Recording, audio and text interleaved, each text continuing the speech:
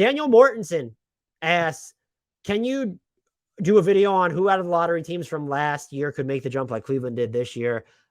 Bringing it to this episode, maybe I'll clip it and make its own YouTube video as well. So this was like kind of hard. And maybe the play-in tournament has made that a little bit hard. I wanted to pick something that wasn't obvious or cheating. So cheating would be the Minnesota Timberwolves or the Pelicans because they were in the play-in, but they ended up making the playoffs. So they were your 7 and 8 seeds. Do you pick the Blazers or the Lakers? No, you don't, because like they're not particularly young. And so it's the same story with if I believed in the Knicks, which I won't say that I do. Like I try to avoid that. And even the Hawks, like they're just sort of entrenched. They're not like super young anymore. And so if they made the leap, that's not as surprising as it would be for other teams. I'm looking at this, and then it's interesting because so many other squads are in the earlier stages of their development where you'd really have to step out on a limb here. But you know what? I don't have a problem doing it because I feel like people would have laughed if you said the Cavaliers were going to win 44 games this past year while Mobley and Garland missed some time and Sexton missed basically the entire season. And Jared Allen got hurt towards the end of the year and they lost. Ricky Rubio played super well and they would lose him for the season and have to move him.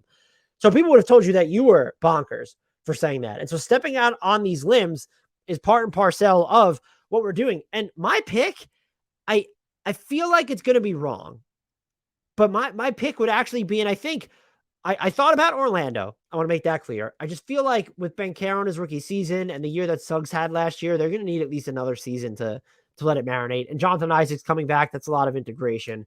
I thought about the Pistons as well. I haven't seen enough of Ivy and Duran together to know. I'm just so high on Cade that he's best player on an NBA championship team material. I could see them catching people off guard and maybe like making a play-in push. With that in mind, they just didn't make enough material upgrades of veterans, like bringing back Marvin Bagley, and they still have Kelly Olynyk and Isaiah Stewart. What does that front court rotation now look like with Duran? They do have Jaden Ivey, so if he hits immediately, if Killian Hayes continues improving like he did at the end of last year in Sadiq Bey, a team to watch for sure.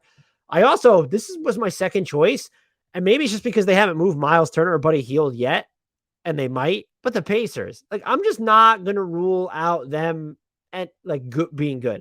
Tyrese Halliburton, ready. They have Chris Duarte, microwave scorer. Then you're adding Benedict Mathurin to this core, and he looked fantastic at points in Summer League. If Miles Turner stays healthy, you have O'Shea Brissett. Just why not? It's the East. You're coached by Rick Carlisle. Like I do think Halliburton's that good, and that the surrounding talent right now is at least that interesting. Jalen Smith having to come on towards the end of last season. Maybe they're just that surprise team. I'm going to pick against my better judgment because they're in the Western Conference. I'm going with OKC. And I think the argument against this, aside from they play in the West, is their second most important player immediately, Chet Holmgren, is just a rookie. Fine, fair. The other question will be, you can make the jokes about them shutting down guys at the end of the year, but like, just look at how they're going to juggle playing time. They have so many guys on the payroll who at least deserve a shot to be tested out. Can we guarantee that they're even going to be playing their best players the lion's share of the time, or caring about these higher stakes moments over player development, which they're still in? What I'm just going to say is the two things that stand out to me here are, I just think their talent's a lot better than people give them credit for. Shai Gilgeous-Alexander is an all-star, all-NBA type player. We just need to see him play for a full season, no shutdown business, and stay healthy. Lou Dort, really good. Just, you want more from him on offense. You'd like to hit him just a little bit more of his threes, but he can attack in open spaces, and he's just a defensive brick wall. Then Chet Holmgren. Josh Giddey as a passer, a rebounder, nice size on defense. You'd like to see him score more, have better touch away from the basket.